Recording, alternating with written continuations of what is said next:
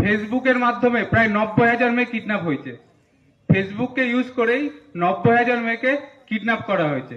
তো যেসব মেয়ে বা ছেলেরা আছে তাদেরকে বলবো, বাইরে থেকে কোনো অজানা কেউ যদি ফ্রেন্ড রিকোয়েস্ট পাঠায়, কেউ কোনো রকম ভাবে সেটাকে একসেপ্ট করবে না। আর আরেকটা নতুন দেখা দিচ্ছে, আমাদের থানায় এসেছিল ক্লাস 6-এ পড়ে একটা মেয়ে, 12 বছর না 13 বছর বয়স, ক্লাস 6-এ পড়ে। মেয়েটার মায়ের মোবাইলে ইনস্টাগ্রাম করে। ইনস্টাগ্রাম শুনেছেন, বাচ্চারা ছোটরা করে, বড়রা অনেকে শোনেনি, ইনস্টাগ্রাম করে। মেয়েটাকে একটা অ্যাকাউন্ট থেকে ফ্রেন্ড রিকোয়েস্ট এসছে, নাম বান্ধবীর নাম করে একটা রিকোয়েস্ট এসছে, বন্ধু এসছে। এবার সেটাকে কি করেছে, একসেপ্ট করেছে, যে আমার বান্ধবী তো আমাকে ফ্রেন্ড রিকোয়েস্ট পাঠিয়েছে, আমি এটা একসেপ্ট করি। দিয়ে বান্ধবীর সাথে কথা বলছে, দিয়ে কিছুক্ষণ পর ভিডিও কল করেছে। তো মেয়েটা ভিডিও কল ধরেছে, যে বান্ধবী আমাকে ভিডিও কল করছে, আমি ভিডিও কলটা ধরি। যখনই ভিডিও কলটা করেছে, আমি যদি ভিডিও কল ধরি, আমার এদিকে আমার মুখ, অন্যদিকে কার মুখ থাকবে, অন্যজনের মুখ। সেদিকে কি দেখা গেছে, একটা ছেলে উলঙ্গ অবস্থায় দাঁড়িয়ে আছে। সেটাকে কি করেছে, 10 সেকেন্ডের জন্য সেই স্ক্রিন রেকর্ড করে নিয়েছে, দিয়ে সেটাকে ফেসবুকে ছাড়ছে।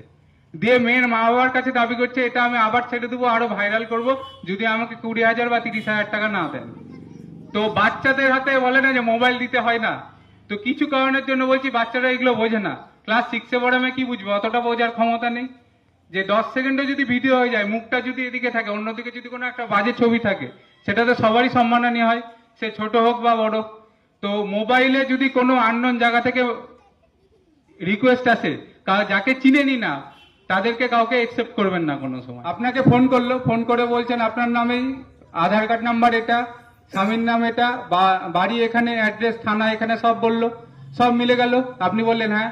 তখন বলবে আপনার 1,00,000 টাকার একটা সোনার গয়না বিদেশ থেকে আসছিল আপনার নামে, সেটা কাস্টমে বা দিল্লি এয়ারপোর্টে বা কলকাতা এয়ারপোর্টে আটকে গেছে। তখন আপনি ভাববেন বা একটা সোনার গয়না পাওয়া যাবে, বা একটা 5,00,000 টাকার কোনো গিফট পাওয়া যাবে, খুশি হয়ে গেলেন। দিয়ে বললেন ঠিক আছে নিব, আমি কি করব? বলবে যে কাস্টমে আটকে গেছে, কাস্টমার টাকা চাইছে, 10,000 টাকা বা 15,000 বা 20,000 টাকা চাইছে। তো সেই টাকাটা আপনি আমাকে পাঠিয়ে দেন, ব্যাংক অ্যাকাউন্ট ডিটেলস দিল, পাঠিয়ে দিল। আপনি কি করলেন, একটা সোনার হার বা 2,00,000 টাকা বা 5,00,000 টাকার জন্য কি করলেন, 10,000 টাকা পাঠিয়ে দিলেন। আবার কিছুক্ষণ পরে ফোন করে বলবে রাস্তায় আসছিল, ট্রাফিকে আটকেছে, রাস্তায় আসছিল, সিআইডি আটকেছে, এরকম চলতেই থাকবে। এরকম করে করে রানীনগরের একজন মহিলা টোটাল লোন করে, বন্ধন থেকে লোন করে, বিভিন্ন জায়গা থেকে লোন করে টোটাল 7,00,000 টাকা দিয়েছেন। ঠিক আছে, 7 লাখ, 7 লাখ, 7 লাখ টাকা দেওয়ার পরে আবার চাইছে 1,00,000 টাকা, যে আপনার বাড়ির কাছে আছে, রাস্তায় আটকে গেছে, এবার আপনি এই টাকাটা দিন, আপনার বাড়িতে পৌঁছে যাবে। তারপরে মহিলা আর বাড়িতে গয়না পৌঁছানি, মহিলা কোথায় গেছে, আমাদের বহরমপুর সাইবার থানায় গেছে।